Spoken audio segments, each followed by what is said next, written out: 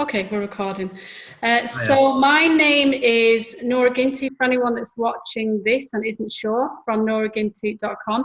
And today I'm joined by the amazing and first male to be interviewed, might I add, Oh, Angus really? O'Grady. Yes, you are. How Hi. are you? I'm well. Thank you so much for asking me. It's a real privilege to be asked. Seriously, I do mess about a lot, but I take my sobriety so seriously, Awesome. but with a pinch of salt. With the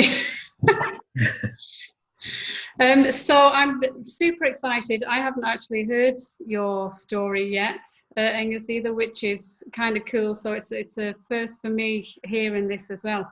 But I know you've been alcohol free for 15 years. Yeah, 15 years Um, now. Yeah. so I think you're going to take us back 15 years, if you don't mind, and tell us a bit about your relationship with alcohol back then and what maybe around the time of your last drink. Oh, okay. Well, I've always had a bit of an odd relationship with alcohol, and maybe I should start by saying, yes, my name's Angus Grady. I'm an alcoholic, and I always keep my surname because I think that first name, that whole anonymity thing about AA really bugs me because it's not about not saying your name. It's about not being you, getting out your own way so you can be a conduit to help somebody else. And I just never got that whole secrecy thing. I get on a bus, can I have a single? My name's Angus, I'm an alcoholic. Never mind, I'll stop. So essentially, yeah, I've always been an over-ambitious underachiever. And at school, I was kind of, I don't know, I was always massively shy and massively, a real problem about who I was. And I think that a lot of people I know that have an issue with drink, it's because they're trying to mask something that's going on in their life. And so I was constantly drinking in order to drown out who I kind of issues that I had. And it's only now in my 60s, I know I could pass as a 40-year-old. No, it's only now that I'm really becoming uber confident about who I am and what I do and the person I am and the help I can give to people. So it's almost like I don't need drink anymore, but I needed the drink to find out that I had an issue with drink to become the person that can help people with drink. If that kind of is a bit Yeah. convoluted. But I drank. I don't know. I drank to mask issues, self-confidence, everything else. I got made redundant so many times because of my drinking, and well, 3 times. Well, it's enough, isn't it? Once is enough. Twice is a Because of habit. your drinking. Sorry. And they were all related to your drinking. I think underlying my drink was that kind of issue that actually caused those redundancies. When I then started my own business, which is a joke really, I had no business to be in business because I wasn't doing any business. I was playing at it, and I was using the old tactics of any excuse would do. So I was the finance director, the marketing director, the MD. I'd go out as one of those at a time, or all three of us would go out. Hell, mayhem. But yeah, I kind of drank stupid amounts, really. I mean, for no real reason, trying to mask stuff. And I think my last drink was November the 18th on a Wednesday, 15 years ago, and I ended up in hospital. I ended up in hospital on a heart machine, and that kind of told me, oops, maybe, just maybe, I might need to do something about this. My wife, bless her, I love her to bits. Would I support her if she'd gone through all that drinking? I'd like to think I would, but knowing who I am, I was a pain in the arse, and all power to her for looking after me. She stood by me, and she cried in a way that she'd never cried before. And I kind of, even now, it's quite hard to say it, but it really focused me. It really kind of made me think, shit, I could have died. Well, in fact, I was told that if I went home from the hospital, I probably would have died because my heart was just so. That kind of stopped me. I suddenly thought, shit, what am I doing? And I'd been to AA and played the game. I'm going to AA. I must be okay. I've got this drink thing handled. But no, so that was what brought me to my last drink. My last drink was a lunch on a Thursday, November the 18th, not a Wednesday, Thursday, and it just went tits up, really. Oh, sorry, it went heckers up. Yeah, you can speak freely here, Angus. Okay, cool. Sure. Wow, yeah, that was you know, fairly tough times then, you know, if you're not only what you went through, but I guess for your wife, watching your wife, it was probably harder for you than the actual diagnosis of what was going on with your body. I'd been told for years that why was I the first into the pub and the last out? Why was I the one that would take people hostage for lunch because I had staff when I worked in advertising? Come on, we're going out for lunch. Yeah, yeah, yeah.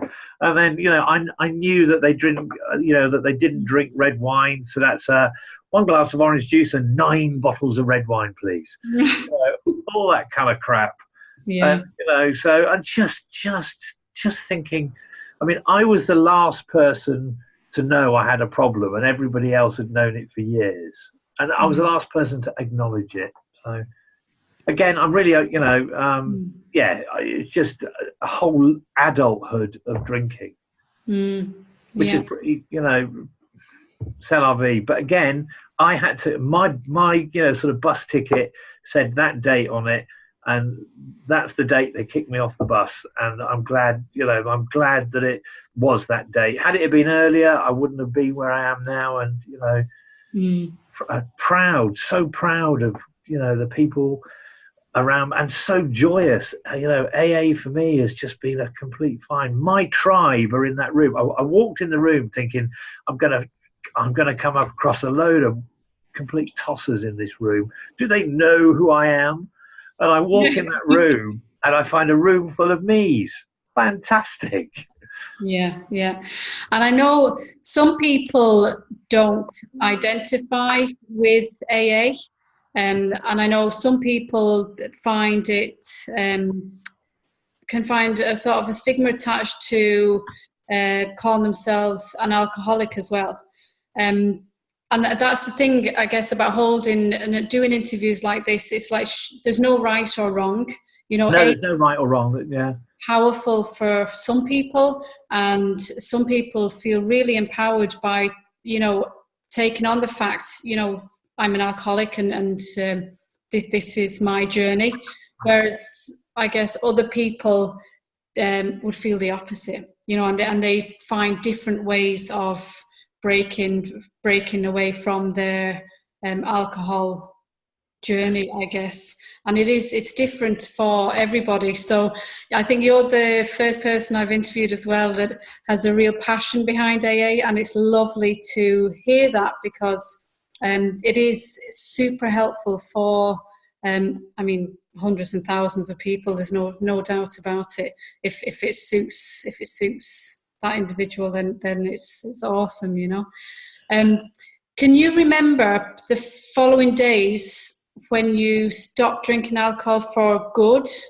Did things crop up? Was it difficult? How did you cope? Well, I suppose I was lucky enough that I ended up in hospital, to be honest, because I was treated and I was in hospital for just over a week. And obviously the fluids going through me, the care and attention given to me allowed me the space, I think, to actually not suffer badly in terms of physical side. I mean, I was racked with guilt and fear, scared witless, absolutely the most frightened I've ever been, because I thought, blimey, somebody's taken away my crutches here, and how am I going to walk without these crutches? But the first week was in hospital. After that, I just had to come. I think because it was such a shock to my system, and I'd been, and I went back to AA, and it was like the first meeting after being in hospital was like, previously to that, I'd gone into every meeting and there was like that background clamour of noise, and it sounded a bit discordant and a bit jangly. But I walked into the meeting after being in hospital, and it was like clarity. It was like really beautiful and clear and lovely. And it was like, I said, whoa, what's going on here? When I came in here last, like 3-4 months ago, whatever, it was a jangling noise of everybody talking. But now it seems I could hear what was going on, whereas before I couldn't. And I loved that. So the first week I went to a meeting every day when I got back. And then I suppose then for about the next 2 or 3 months, I went to 3 or 4 meetings a week. Sorry, Don't worry. I have little girls knocking on the windows. That's what happens when you work from home. I kind of wish I had that, but I'm on a. Want to No, borrow a couple? yeah, yeah. So I mean, afterwards, it was a struggle to, sort of actually come down to getting into a normal rhythm. But I kind of knew enough about AA that AA is a bridge to normal living, and I didn't sacrifice one addiction drink for another, which is AA, which I see so many people do, and that's their bag. It's their bag completely. It's not for me to criticize. So it was, yeah, it was interesting times, and then it was just coming up to Christmas. The last week of November, first couple of weeks of kind of December, and I wasn't sure what to do, and I just kept busy. I've got the cleanest cooker hood in the northern hemisphere. I must have cleaned that about 8 times a day. And then around Christmas time, I kind of made sure that I didn't disassociate myself from going out to see people. I just knew that if I went along, said hello, waited for people to get really shit-faced, then I'd come home. And that's what I did. And again, I still have a rule now that if I hear the same story 3 times, I go home. That may take 10 minutes. That may take an hour. But as soon as I've heard the same story 3 times, people are about to speak. They are about to start speaking Norwegian. Yeah. And it's time to go. Yeah, it's exactly my view that I have now when I'm socializing. When stuff starts getting repeated once too many, it's no. It's like I mean, 15 years later, yes, Saturday night I went to pick my wife up because she went to a party. I could have gone, but I didn't want to because anyway, there was like one of the husbands was in the car. He was sitting in the front, and he wasn't drunk, but he was that kind of stupid drunk, where he kept touching the gear lever and touching the steering wheel. And I stopped the car and I said, right, one more time, and I'm going to throw you out the car. Because I said, I want to live. I don't know about you, but I quite like this living shit. It's good fun. If you want to play with the steering wheel, play in your own garage, not in my car. Yeah. And he went, oh, you're no fun. I suppose that's why you don't drink. And I said, oh, can't stick your head up a dead bear's bum. Get out of here. You know what I mean? Yeah, you have to put up with the sober jokes. Yeah. Oh. You can't trust those sober people. No, exactly. Oh, surely you can have one. Really? Yeah. It's like giving a pyromaniac a box of matches. Oh, make yourself busy in the corner. Here's a box of matches. I know. In terms then, because you had said earlier that you had always kind of drank alcohol and kind of masked a lot of stuff that was going on. Yeah. Did you have to learn how to deal with the emotions and stuff? Oh. Those freaky words. Did that start popping up for you when you were alcohol free? Yeah. And what's that wonderful saying? The great thing about being sober is that you get your emotions back. The worst thing about being sober is you get your emotions back. I didn't know what they were. Yes, I've got children and, but I was such a child. At 47, I was a 47-year-old child. And it's just like you suddenly wake up and you suddenly get all these emotions. And it's hard. It's hard. I misinterpreted a lot of stuff, and I still get it wrong. I still get it completely wrong because I'm not sure I'm not sure how to react. But sometimes I realise that it's not just us who are challenged with ethanol that have this issue. A lot of people out there, ordinary people who don't have an issue with drink or anything else. Again, I think we're living in an age where people just don't know how to be themselves. And I just found it massively hard. And of course, my sponsor, who chose me, I didn't choose him. Choose him. He chose me. He was exactly the same. He said it took him years to come to terms with the fact that these emotion things come along, and I wouldn't be without them, obviously. But I'm kind of glad that I grew up quickly. So you recognise them now? Oh, I recognise them now, yeah. And again, again, I've got my training through AA. You know, I don't do resentments. I try not to criticize too much. I have little gossips in little bits. So but I mean, at the end of the day, yeah, I'm kind of learning to cope with them, You know. Brilliant. Being afraid is something that never goes away. I mean, not for me. And I kind of appear to be confident, but underneath I'm the swan paddling like hell. And, you know, I get away with it. And I love being around people, you know, and my confidence is probably better than what it was. Emotionally, I'm better prepared now than I ever have been. I would never, ever pick a drink up in order to make myself feel better, that's for sure.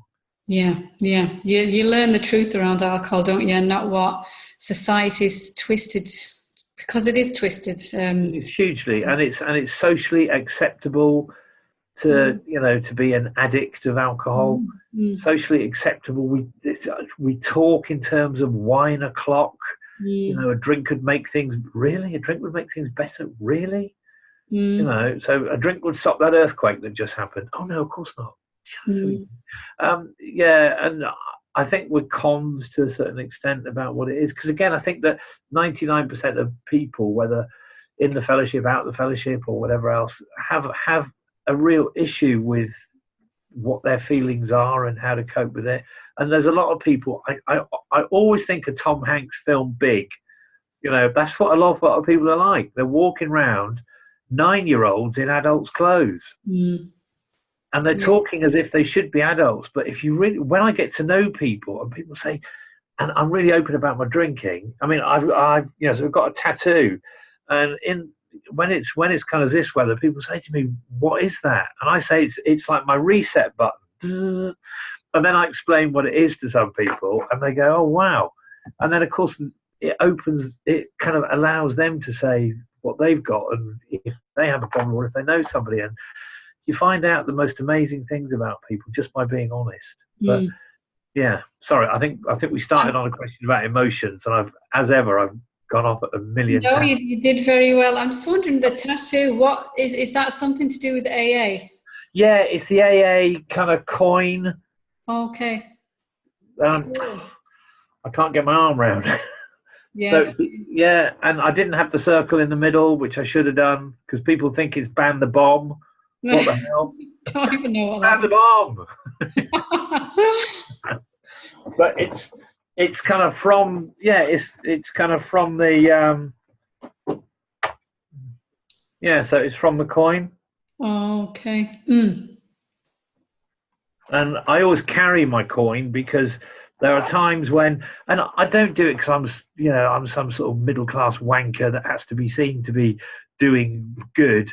But sometimes when I'm up in London, I'll buy some coffees and I'll go and hand it to the guys and gals that might be sitting outside the station, and it's always the same. Oh, you're the fucking shame, you do-gooders.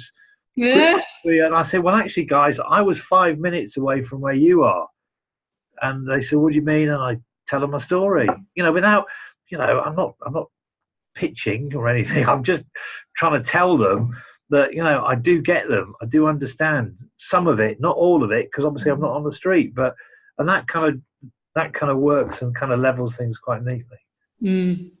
Yeah, that's lovely. To finish off, I would love for you to give us the best things, because you've been alcohol free for 15 years. So I'm only 19 months. I mean, I thought that was a massive leg, but I really look up to you. No, seriously. This is what I say to people. I hate it when people say that, because it's a day at a time. You know, I just have a couple of more days than what you do, but we still start the same day on the same basis, that we have the potential to have a drink, and we don't have a drink because we do certain things. Yeah. But in terms of wisdom, you have a fair amount more.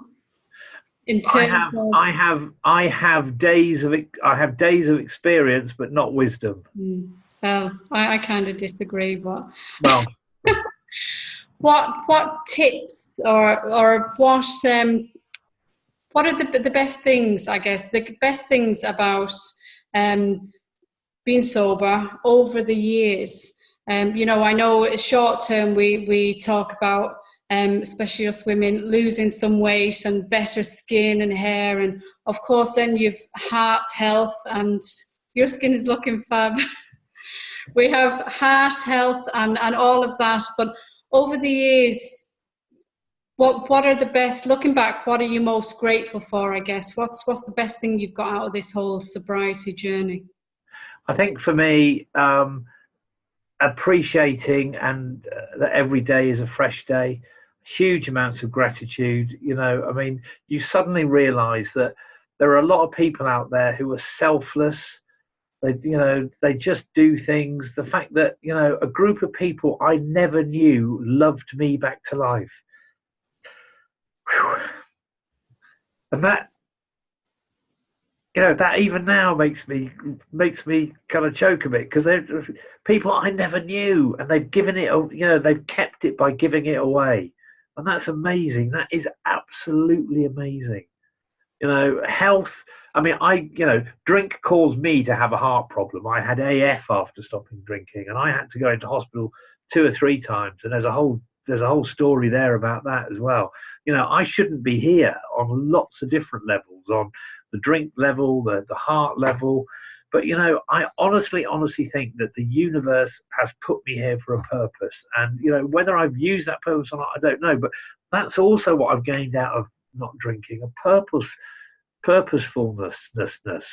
What a useless word, but you know what I mean. And also, yeah, health, clarity of thinking, and we all make mistakes, even in sobriety. But one golden rule I have is, if something's bothering me, then I walk away from it. Not to run away from it. I walk away from it, and I just give it space. You know, I let go, I let God, and that's all I can do. Because, you know, I have the faith to know that if I do the right things every day, then I'm going to be okay. And without being, you know, there are some people in AA that you know that they're in AA because you get a phone call and their sponsor has told them to do, you know, their kind of step 10. And they phone you and they say, I had a horrible thought about you, Angus, yesterday. I just want to make an amend for it. What the hell? What the hell is that all about? That's bonkers. So, you know, I'm just grateful for every day. I'm grateful for my health. I'm grateful for having my family back. And I'm grateful that I can make a difference, you know, not globally, but if I can make a difference to somebody's life. And also, if I can make somebody laugh, that's my greatest pleasure as well. You've got that one in the bag anyway. Yeah, but simple things, you know, do simple things and do them well. Keep it simple. Lovely. That's very, very inspirational. Thanks so much for agreeing to come on and talk to me. Anytime. Seriously, anytime. I open the fridge, the light comes on, I'll do 10 minutes. Well,